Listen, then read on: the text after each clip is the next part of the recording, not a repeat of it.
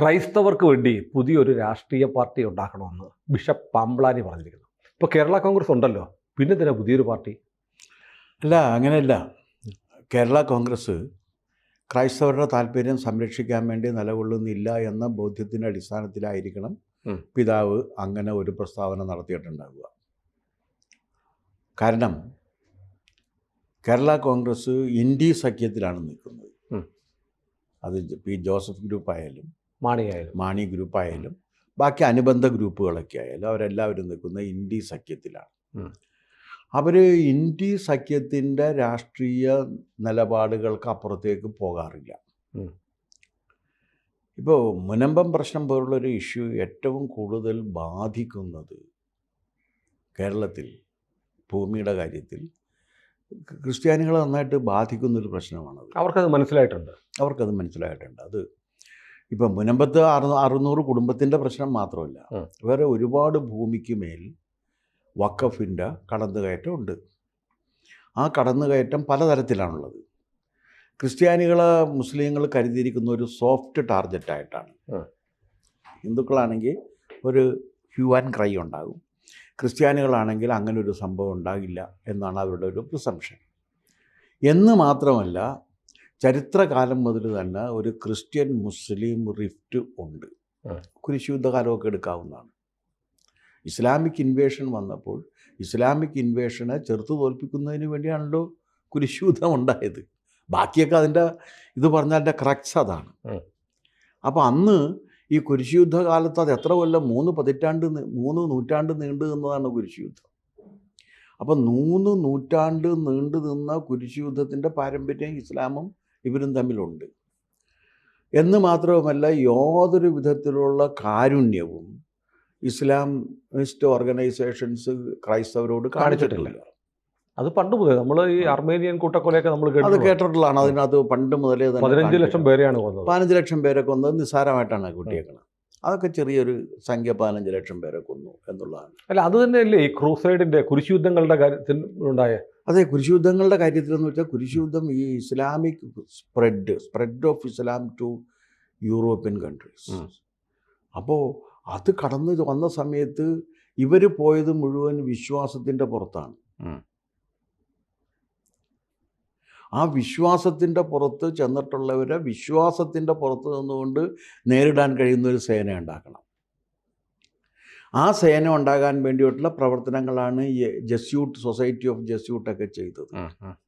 അങ്ങനെയാണ് ആ കുരിശുയുദ്ധം വളരെ ഇതായിട്ട് വന്നതും. പിന്നീട് അതിൻ്റെ പരിണിതി വേറെ തരത്തിലായത് വേറെ പ്രശ്നം. അത് കഴിഞ്ഞിട്ട് 1-ാം ലോക മഹായുദ്ധം കഴിഞ്ഞപ്പോഴേക്ക് തുർക്കിയെ പങ്കുവെച്ചെടുത്തതും ബാക്കി എന്ത് പറഞ്ഞാലും ക്രിസ്ത്യൻ രാജ്യങ്ങളായിരുന്നു, ഇസ്ലാമിക രാജ്യങ്ങളായിരുന്നില്ല. 1-ാം ലോക മഹായുദ്ധം കഴിഞ്ഞപ്പോൾ തുർക്കി തോറ്റ കക്ഷിയിലായിരുന്നു. തോറ്റ രാജ്യങ്ങളെ പങ്കുവെച്ചെടുക്കുന്ന കൂട്ടത്തിൽ തുർക്കി 4ആയിട്ട് വിഭജിച്ചു. 3 ഭാഗം, ഒന്ന് റഷ്യ എടുത്ത്, ഒന്ന് അമേരിക്ക എടുത്തു, ഒന്ന് യൂറോപ്പ് എടുത്ത്, ജർമ്മനിയാണ് മറ്റും എടുത്തു. ബാക്കി അവശേഷിക്കുന്ന ഒരു ഭാഗമാണ് ഇപ്പോൾ കാണുന്നത് തുർക്കി. അല്ല, സുൽത്താന് കിട്ടിയത്. ആ സുൽത്താൻ്റെ സാമ്രാജ്യം പുനരുജ്ജീവിപ്പിക്കാൻ വേണ്ടിയിട്ട് നടന്ന സമരമാണ് ഖിലാഫത്ത്. 1921 പാവപ്പെട്ട ഹിന്ദുക്കളെ മുഴുവൻ കൂട്ടം. അല്ല, അതിനകത്തൊരു കാര്യമുണ്ട്. അതിൽ നമ്മൾ പങ്കെടുക്കേണ്ട ഒരു കാര്യമില്ല. അതെ. പക്ഷെ അതിന് പങ്കെടുക്കണം എന്ന് ഇൻസിസ്റ്റ് ചെയ്തത് മഹാത്മാഗാന്ധിയാണ്. ഗാന്ധി ഇൻസിസ്റ്റ് ചെയ്യാൻ കാരണം എന്താണെന്നറിയാമോ? അതിൻ്റെ കാരണം ഗാന്ധി പറഞ്ഞിട്ടുണ്ട്, റെക്കോർഡുണ്ട്. എന്താണെന്നറിയാമോ? ഇപ്പോൾ ഞാൻ ഗാന്ധിയെ തന്നെ കോട്ട് ചെയ്യാം. ഇപ്പോൾ നമ്മുടെ മുസ്ലിം സഹോദരങ്ങൾ വലിയൊരു ദുരന്ത ദുഃഖത്തിലൂടെ കടന്നു പോവുകയാണ്. അവർക്ക് അവരുടെ രാജ്യം നഷ്ടപ്പെട്ടിരിക്കുന്നു. ഈ ദുഃഖത്തിൽ നാം അവരെ സഹായിച്ചു കഴിഞ്ഞാലേ അവർ തിരിച്ച് സഹായിക്കും. അവരെ അതിൻ്റെ നന്ദി സൂചകമായി നാമുമായി ഈ സ്വാതന്ത്ര്യ സമര പ്രസ്ഥാനത്തിൽ സഹകരിക്കും എന്നാണ് പറഞ്ഞത്. ഇതുപോലൊരു മണ്ടൻ തീരുമാനം ഗാന്ധി എടുത്തെടുക്കണ വേറെ ഉണ്ടോ എന്ന് സംശയമാണ്. അവസാനം ഗാന്ധി പക്ഷേ ഖിലാഫത്തിനെ തള്ളി പറഞ്ഞു. കോൺഗ്രസ്സിലാരും ഖിലാഫത്തിനെ തള്ളി ഇന്നുവരെ പറഞ്ഞിട്ടില്ല. ഗാന്ധി ആഹ്വാനം ചെയ്ത ആൾ തള്ളി പറഞ്ഞു. കാരണം ഗാന്ധി പറഞ്ഞ ഇതാണ്, മലബാറിലെ ഒരു സംഘം മുസ്ലിങ്ങൾക്ക് മതഭ്രാന്ത് ഇളകിയിരിക്കുന്നു, ബാക്കി മുസ്ലിങ്ങൾ അതിനോട് വിയോജിക്കും എന്ന് ഞാൻ പ്രതീക്ഷിക്കുന്നു. രണ്ടാമത് പറഞ്ഞത് ഗാന്ധിക്ക് തെറ്റിപ്പോയി. ഒരു മുസ്ലിം അതിനോട് യോജിച്ചിട്ടില്ല ഇന്ന് വരെ. അതാണ് മാർഗം. വേണ്ടി വന്ന 21 കത്തി ഇപ്പോഴും ബാക്കിയുണ്ടെന്നാണ് പറയുന്നത്. അപ്പോൾ അതുകൊണ്ട് ഈ കേരള കോൺഗ്രസ്സുകളെല്ലാം ഇപ്പോൾ നിലകൊള്ളുന്നത് ക്രൈസ്തവ താല്പര്യങ്ങൾ സംരക്ഷിക്കുന്നതിന് വേണ്ടിയല്ല, ഇന്ത്യ സഖ്യത്തിൻ്റെ താല്പര്യങ്ങൾ സംരക്ഷിക്കുന്നതിന് വേണ്ടിയാണ്. ആ ഇന്ത്യ സഖ്യത്തിൻ്റെ ഒരു പൊതു താല്പര്യം ഇന്ത്യ സഖ്യത്തിൽ ഒന്നേ ഉള്ളൂ. അപ്പോൾ CPM-നായാലും കോൺഗ്രസ്സിനായാലും പിന്നെ സ്റ്റാലിനായാലും ആരായിരുന്നാലും പൊതു താല്പര്യം മുസ്ലിം പ്രീണനമാണ് ഇന്ത്യ സഖ്യത്തിൻ്റെ കോമൺ ആയിട്ടുള്ള. നമ്മൾ കണ്ടില്ലേ CPM-ന്റെ പാർട്ടി കോൺഗ്രസ്സിൽ എല്ലാവരും കഫി ആയിട്ടിരിക്കുന്നു. അത് ഒരു മുസ്ലിങ്ങൾ ഇടുന്ന ഈ സാധനം ഇട്ടുകൊണ്ടിരുന്നു. അങ്ങനെയാണ് CPM എന്നിട്ട് ഇപ്പോൾ മതേതരത്വം പറയുന്നത്. CPM മതേതരത്വം പറയുന്നത് അങ്ങനെ പറഞ്ഞുകൊണ്ടാണ്. അപ്പോൾ അതുകൊണ്ട് ഇത് അപ്പോൾ ക്രിസ്ത്യാനികളുടെ താല്പര്യം സംരക്ഷിക്കാൻ ഒരു പ്രസ്ഥാനമില്ല സാർ. അല്ല, ഇനി ഒരു പാർട്ടിക്ക് സ്കോപ്പ് ഉണ്ടോ, ക്രിസ്ത്യൻ പാർട്ടിക്ക്? അവർ പിന്നെ എന്ത് ചെയ്യും? മുസ്ലിം പാർട്ടി ആകാമെന്നുണ്ടെങ്കിൽ എന്തുകൊണ്ട് ഒരു ക്രിസ്ത്യൻ പാർട്ടി ആയിക്കൂടാ? പാമ്പ്ലാനി പിതാവ് പറഞ്ഞാൽ അതിന് പരക്കെ ഒരു സ്വീകാര്യതയൊക്കെ ഉണ്ടാവുമോ? അല്ല, ഞാൻ ചോദിക്കട്ടെ, ഇപ്പോൾ ജോസഫ് മാഷക്കൊന്നു കൈവെട്ടി അനേകം ക്രിസ്ത്യൻ സ്ത്രീകളെ, ക്രൈസ്തവ യുവതികളെ ലവ് ജിഹാദിൻ്റെ പേരിൽ തട്ടിക്കൊണ്ടുപോയി ചിലരെയൊക്കെ കൊല്ലുകയും ചെയ്തു. എന്ത് റെസിസ്റ്റൻസാണ് ഇന്ത്യ സഖ്യത്തിൻ്റെ ഭാഗത്ത് നിന്ന് ക്രൈസ്തവ താല്പര്യം സംരക്ഷിക്കാൻ വേണ്ടി ഉണ്ടായത്? അങ്ങനെ ഒരു സംഭവം ഇല്ലെന്നാണല്ലോ അവർ പറയുന്നത്. ഇല്ലെന്ന് പറഞ്ഞിട്ട് കാര്യമായില്ല. സംഘപരിവാർ പടച്ചുവിടുന്ന ഒരു അജണ്ടയാണ്. അല്ല, സംഘപരിവാർ പടച്ചുവിടുന്ന അജണ്ടയാണെന്ന് ക്രൈസ്തവ സമൂഹത്തിന് അഭിപ്രായമില്ല, ഇന്ത്യ സഖ്യത്തിൻ്റെ അഭിപ്രായമാണ്. പക്ഷെ അവിടെ ഒരു വൈരുദ്ധ്യമുണ്ട് സാറേ. എന്താണ്? ഇപ്പോൾ ഈ പറഞ്ഞ പോലെ ഇങ്ങനെ ഒരു സംഭവം ഉണ്ടെന്ന് പറഞ്ഞാൽ ക്രൈസ്തവ സമൂഹത്തിൽ നിന്ന് പരസ്യമായി വന്ന് പറയാൻ ഒരു PC ജോർജ് മാത്രമേ ഉള്ളൂ. അല്ല, PC ജോർജിൻ്റെ സ്ഥാനത്ത് ഞങ്ങളും രാഷ്ട്രീയമായിട്ട് സംഘടിച്ച് ഒരു ശക്തിയായിട്ട് നിൽക്കുമെന്നാണ് ആ പറഞ്ഞതിൻ്റെ സൂചന പാമ്പ്ലാനി പിതാവ് പറഞ്ഞത്. നിങ്ങൾ എന്തുകൊണ്ടാണ് മുസ്ലിം താല്പര്യത്തിന് വേണ്ടി നിൽക്കുന്നത്? നിങ്ങൾ മുസ്ലിം താല്പര്യത്തിന് വേണ്ടി നിൽക്കുന്നത് ഒറ്റ കാര്യം കൊണ്ടാണ്. എന്താണ് ആ കാര്യം? അവർ സംഘടിത വോട്ട് ബാങ്കാണ് എന്നുള്ളതുകൊണ്ടാണ്.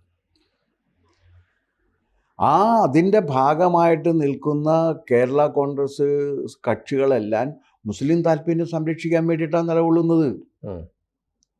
ക്രൈസ്തവരുടെ താല്പര്യം സംരക്ഷിക്കാൻ വേണ്ടിയിട്ടോ ക്രൈസ്തവ സഭാപിതാക്കന്മാർ ആക്രമിക്കപ്പെടുമ്പോൾ അവർക്ക് പിന്തുണ പ്രഖ്യാപിക്കാൻ വേണ്ടി പോലും ഇവരാരും ഉണ്ടാകുന്നില്ല. ഇവർ പേടിച്ച് നിൽക്കുകയാണ്. ആ ഒരു നിസ്സഹായാവസ്ഥ മറികടക്കാൻ വേണ്ടിയിട്ടാണ്. ആ ഒരു നിസ്സഹായാവസ്ഥ മറികടന്നില്ല എന്നുണ്ടെങ്കിൽ പൊളിറ്റിക്കൽ എക്സിസ്റ്റൻസ് ഇല്ലാതെ പോകും. പക്ഷെ അതിന് വേറൊരു മാർഗ്ഗമില്ലേ?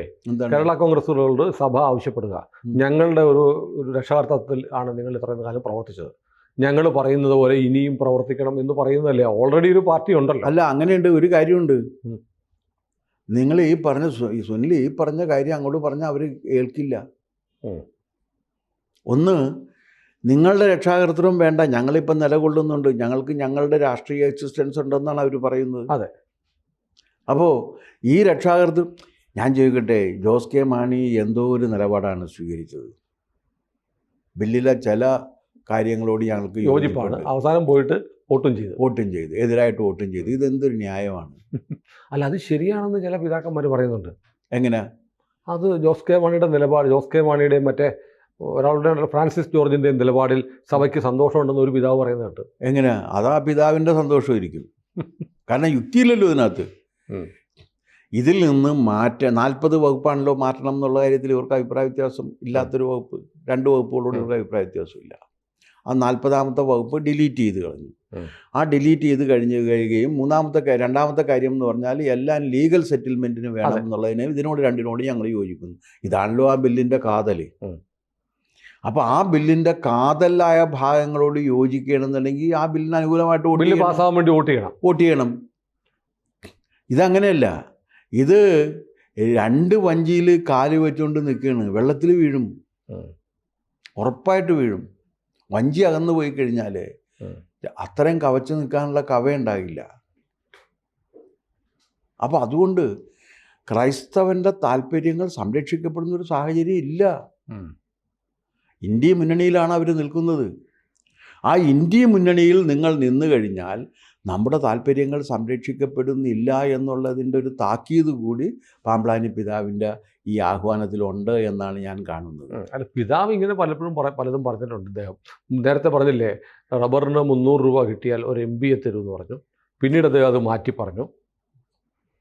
അല്ല, പാമ്പ്ളാനി പിതാവ് സ്ഥിരമായിട്ട് ഒരു നിലപാട് സ്വീകരിച്ചുകൊണ്ട് ആ നിലപാടിന് വേണ്ടി മാത്രം നിലകൊള്ളുന്ന ഒരാളാണെന്ന് ഞാൻ പറഞ്ഞിട്ടില്ല. ഞാൻ പറഞ്ഞത് പാമ്പ്ളാനി പിതാവിൻ്റെ ഈ കാര്യത്തിലുള്ള നിലപാടാണ്, ഈ ആശയം ഇതാണ്. ആ ആശയത്തിലൊരു യുക്തിയുണ്ട് എന്നാണ് ഞാൻ പറയുന്നത്. കാരണം കേരള കോൺഗ്രസ്സുകൾ ഉണ്ടാക്കി കൊണ്ടുവരുന്നത് ക്രൈസ്തവ താല്പര്യങ്ങൾ സംരക്ഷിക്കുന്നതിന് വേണ്ടി കൂടിയായിരുന്നു. അതിൽ നമ്മൾ അല്ല എന്നൊക്കെ പറഞ്ഞിട്ട് കാര്യമില്ല. അങ്ങനെ വരുന്ന സമയത്ത് തിരുവിതാംകൂറിലെ പ്രത്യേക രാഷ്ട്രീയ സാഹചര്യം ഉപയോഗിച്ചിട്ട് ക്രൈസ്തവരുടെ താല്പര്യവും നായർ താല്പര്യവും കൂടി ഒരുമിച്ച് നിന്നിട്ടാണ് അതൊരു ശക്തിയായിട്ട് മാറിയത് അക്കാലത്ത്. അതുകൊണ്ട് ക്രിസ്ത്യാനികൾ മാത്രം ഉണ്ടായതുകൊണ്ടല്ല, അത് ഈ കോൺഗ്രസിൻ്റെ വോട്ട് ബേസ് ആയിട്ട് പ്രവർത്തിക്കുകയും ചെയ്തു ആദ്യം.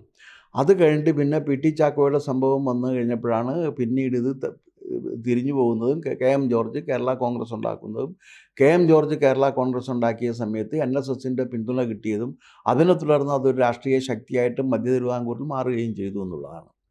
അത് കഴിഞ്ഞിട്ടാണ് പിന്നീട് കേരള കോൺഗ്രസിൻ്റെ ഒരു ലീഡർഷിപ്പിലേക്ക് ഒരു കരുത്തുറ്റ ലീഡറായിട്ട് കെ എം മാണി വരികയും കെ എം മാണിയുടെ ഒരു ഉപഗ്രഹ സംഘം രൂപീകരിക്കപ്പെട്ടു വന്നു. ആ ഉപഗ്രഹ സംഘത്തിലാണ് ഇയാളുള്ളത്, പി ജെ ജോസഫൊക്കെ ഉണ്ടായിരുന്നത്. ബാക്കി വരുന്ന എല്ലാവരും കെ എം മാണിയുടെ ഉപഗ്രഹ സംഘത്തിൽ യോജിക്കുകയും വിയോജിക്കുകയും ചെയ്തവരാണ്. ഇന്നിപ്പോഴെന്താണെന്ന് വെച്ചാൽ ഇന്ന് കേരള കോൺഗ്രസ്സിൽ അങ്ങനത്തെ ഒരു നേതാവില്ല. അല്ല, കേരള കോൺഗ്രസ് മാത്രമല്ല സാർ, കേരളത്തിലെ ക്രൈസ്തവർക്കിടയിൽ നിന്ന് ഉമ്മൻചാണ്ടിയുടെ മരണത്തിന് ശേഷം ഒരു നേതാവില്ല. അല്ല, ഞാനപ്പോൾ തിരിച്ചു വേറൊന്ന് പറയട്ടെ. UDFൻ്റെ ഏറ്റവും വലിയ പ്രശ്നം അത് തന്നെയാണ്. UDFിൽ കരുണാകരനോ ആൻ്റണിക്കും മറ്റേ ഉമ്മൻചാണ്ടിക്കോ ഒക്കെ ഉണ്ടായിരുന്ന രീതിയിൽ സ്വീകാര്യതയുള്ള ഒരു നേതാവ്, കോൺഗ്രസ് നേതാവില്ല ജനറലി. ഞാൻ അതിനെ ഒന്ന് ചുരുക്കിയാണ് പറഞ്ഞത്. ക്രൈസ്തവ സമൂഹത്തിന് സമൂഹത്തിൽ ഒട്ടുമില്ല, അവർക്കൊരു വലിയ നേതാവിനെ കാണിക്കാൻ ഇപ്പോൾ കേരളത്തിലില്ല. അല്ല, ഞാൻ ചോദിക്കട്ടെ, UDFിനുണ്ടോ അങ്ങനെ ഒരു നേതാവിനെ കാണിക്കാൻ?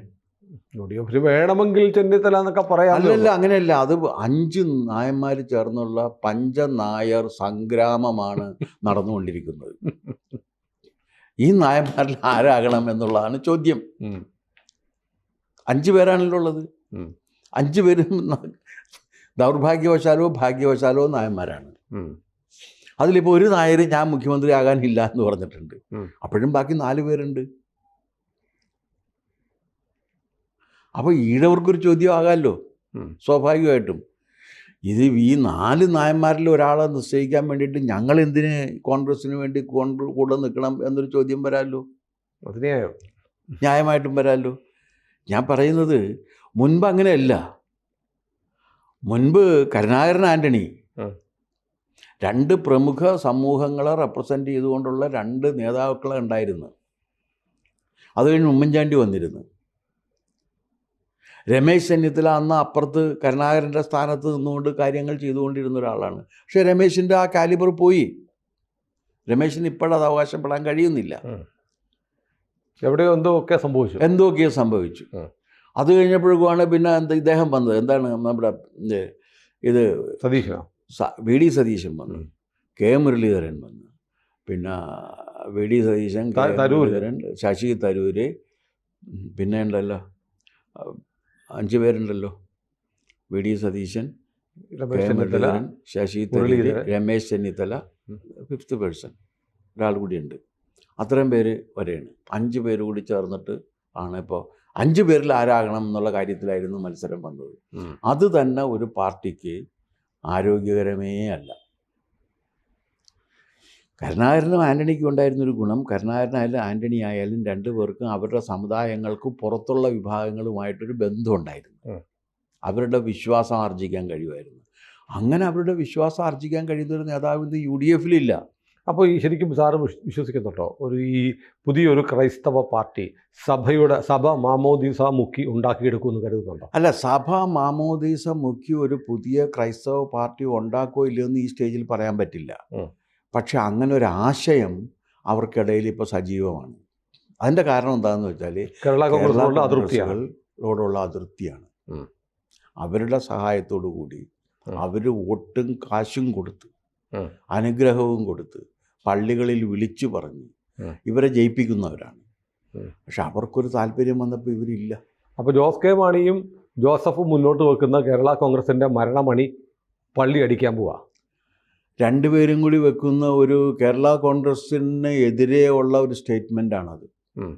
കാരണം കേരള കോൺഗ്രസ് ഒന്നുകിൽ ഇന്ത്യ സഖ്യം പെടേണ്ടി വരും. അത് അവർക്ക് ഇഷ്ടമാണ്. ഏതായാലും ഒരു പ്രഷർ ടാക്ടിക്സ് ആയിട്ട് വേണം. പ്രഷർ ടാക്ടിക്സ് അല്ല, എക്സിസ്റ്റൻഷ്യൽ ഇഷ്യൂ ആണ്. അവരുടെ ക്രൈസ്തവ താല്പര്യങ്ങളുടെ നിലനിൽപ്പിൻ്റെ പ്രശ്നവും കൂടിയാണ്. മുമ്പ് അങ്ങനെയല്ല. മുമ്പ് കേരള പൊളിറ്റിക്സിൽ ക്രൈസ്തവ താല്പര്യങ്ങൾ തീർച്ചയായിട്ടും ഇപ്പോൾ ഒരു തെരഞ്ഞെടുപ്പിന് മുമ്പ് പോലും ഒരരമനയിലും ആരും പോകുന്നില്ല. തെരഞ്ഞെടുപ്പിന് മുമ്പ് പോലും ഒരരമനയിലും ഒരു നേതാവും പോകുന്നില്ല. അപ്പോൾ അത് അവരുടെ ഒരു പൊളിറ്റിക്കൽ ഇൻസിഗ്നിഫിക്കൻസ് വന്ന് പെട്ടിട്ടുണ്ട്. അതിൽ നിന്ന് രക്ഷപ്പെടുന്നതിനുള്ള ശ്രമം കൂടിയാണത്. ഏതായാലും നമുക്കത് എങ്ങനെ ഉരുത്തിരിഞ്ഞ് വരുമെന്ന് നോക്കാം. അത് ഇപ്പോൾ നമുക്കൊന്നും പ്രെഡിക്റ്റ് ചെയ്യാൻ കഴിയില്ല. പിതാവ് തന്നെ ഇത് യു ടേൺ അടിക്കുമെന്ന് അറിയത്തില്ല. അതൊന്നും പറയാൻ പറ്റില്ല. രാഷ്ട്രീയമല്ലേ. അതെ അതെ. കൂടുതൽ വാർത്തകളും വിശേഷങ്ങളും നിങ്ങളിലേക്ക് എത്താൻ ABC മലയാളം സബ്സ്ക്രൈബ് ചെയ്യുക, ബെൽ ബട്ടണും അമർത്തുക.